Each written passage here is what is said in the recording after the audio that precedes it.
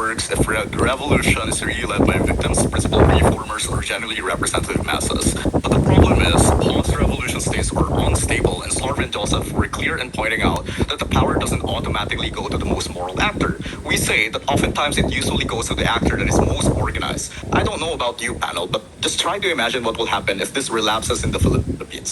If you take out Marcos in the same manner in the French Revolution, you wouldn't have the proceedings that will incriminate Sara Duterte within the process, i.e., you actually destroy the legal pathway that could actually investigate or prosecute rival power centers during trials, including a Duterte-aligned bloc or any hidden private cronies within a formal criminal procedure, where these former leaders usually throw people under the bus. But then they claim that you cannot trust this democratic institution in the first place. I mean, if you cannot trust them and you are rebuilding your own state, then actually you will also replace them within that process. It doesn't really make any sense because they will be part of the actor that were targeted within the revolution, if that is really the problem. So worse, these masses in any context aren't automatically neutral or democratic. They can be mobilized and misled by the next political faction, and that is the cycle that you're creating inside government.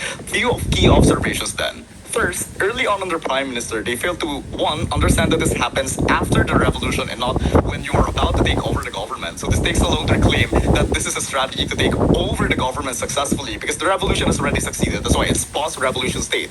Number two, they failed to understand that they need to defend a model wherein the masses will carry out extrajudicial proceedings, which was already pointed out by the info slide. So yeah, you will kill them like in French Revolution, which was the exact example within the info slide, because there will be no debate if they will claim that they will just put them in jail. That's literally the same normal procedure, by the way, which exists in our side of the comparative. But then they try to pivot us under Joseph's POI with their prime minister by saying that it's better if the people will just decide how they will be punished. Two problems. Number one, doesn't this just mean that they will just again take the bloodlusted action, which defeats the purpose of this pivot, because this leads to the same outcome that we have pointed out. Number two, if guilt is decided immediately by the masses rather than formal institutions, then how are you going to get a proper evidence proceedings then? You do not get careful collection, authentication, and all of the important cures in a literal mob proceedings. So this alone takes out their entire claim that revolutionary justice guarantees accountability against authoritarianism as a whole, because we point out that this takes place after the revolution.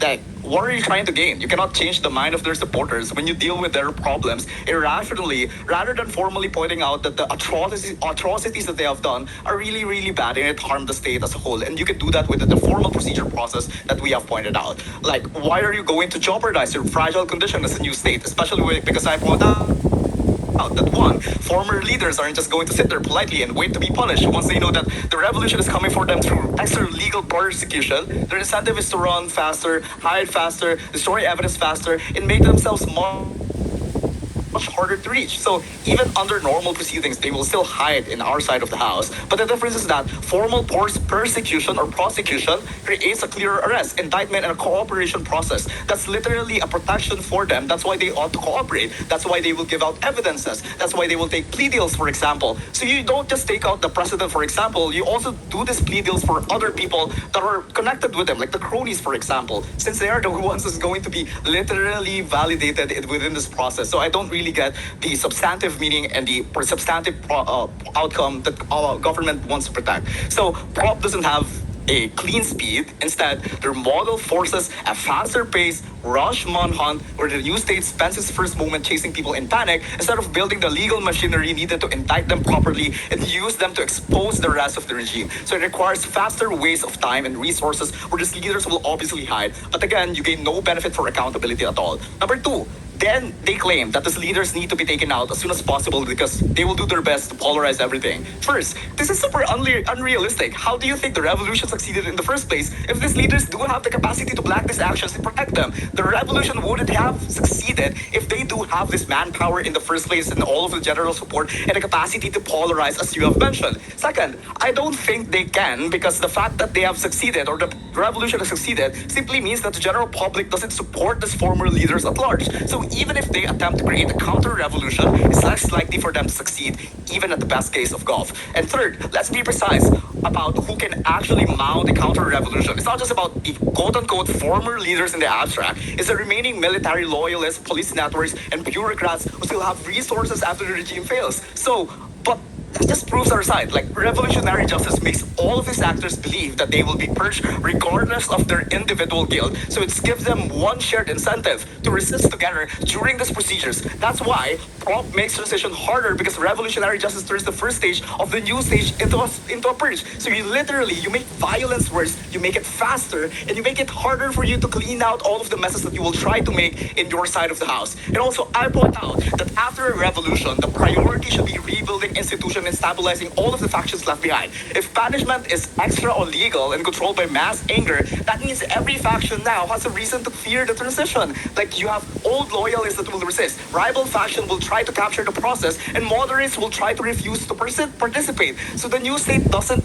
clearly create any consolidation at all. It stays trapped within a revolutionary polarization, so you get less movement for your state at all. And just take a look at Afghanistan, for example, where the fall of one regime creates a vacuum. This also makes public participation harder in your side, because if the revolutionary justice is driven by mass anger and factional control, that means that the transition becomes centered on the agenda of whoever claims to speak for the revolution, because it's going to get bloody in their side. So this means that the ordinary people are no longer invited to liberate, criticize, or help rebuild the institutions in their side. They're actually pressured to perform loyalty, because anyone who questions the purge can be accused of protecting the old regime, because again, ding ding ding, by their own words, they want to clear out old regime. So even if you're trying to be, let's say, logical in their call out, like, maybe we were going over breath, you cannot do that in their side. So prop does not create any popular democracy. It actually creates a political environment where participation is only safe when you agree with the faction controlling with the revolutionary agenda.